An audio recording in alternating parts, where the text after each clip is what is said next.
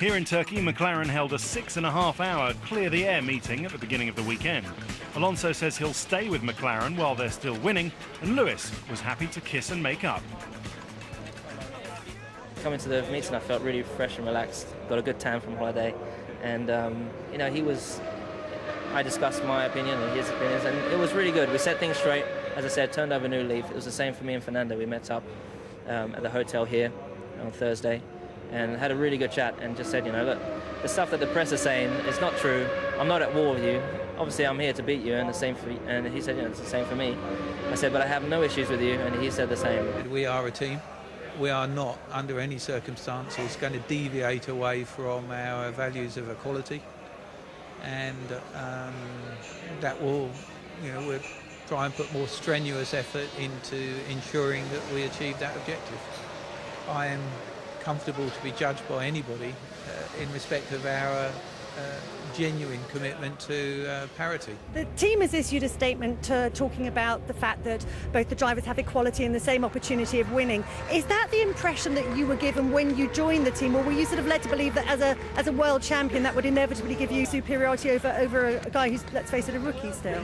No, I think that is always very clear in any team, you know, to have equal opportunities to everybody and to have equal car to your teammate. What I think sometimes and what I ask to the team is that I gave to the team a lot. You know, when I arrived in December, I remember the car I drove. I remember the results they have in 2006, and now, you know, I brought to the team half a second, 6/10, whatever, and I don't see anything giving me back. You know, so that's the only thing. I understand, obviously, what he said, and he's definitely contributed hugely to the team since he has come. But let's not forget that we have, you know, nearly 1,000 people back at the factory working day and night trying to improve the car. So, you know, it's a lot of people, and so if he's found 6/10, then what have they found? You know, it's really through their work, through, you know, we've done the test driving, me and Pedro de la Rosa and Fernando. We've been working as hard. You know, they make improvements, we test them out. So it's really a team thing. It's not one individual that's found all that time. I think Fernando's immensely competitive and looking for any competitive advantage, and was a team believe in being absolutely fair and equitable, and you know, we expect everyone in the team to contribute, otherwise they shouldn't be there, should they? And he's certainly bringing a lot. He's a great driver. You know, I'm a little bit bemused by the comment that Alonso made with regards to 6/10 of a second.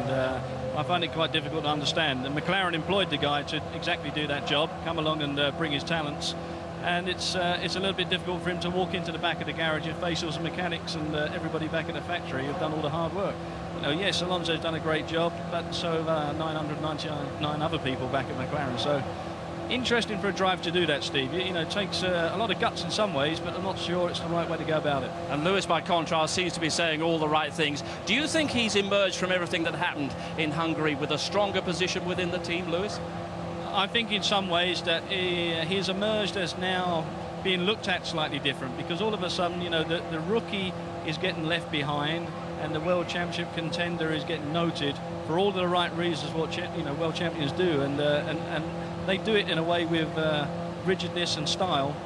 Maybe he made a little bit of an error and a bit of misjudgment, but I think it's come back to him, and I think he'll get respected for it in the long run.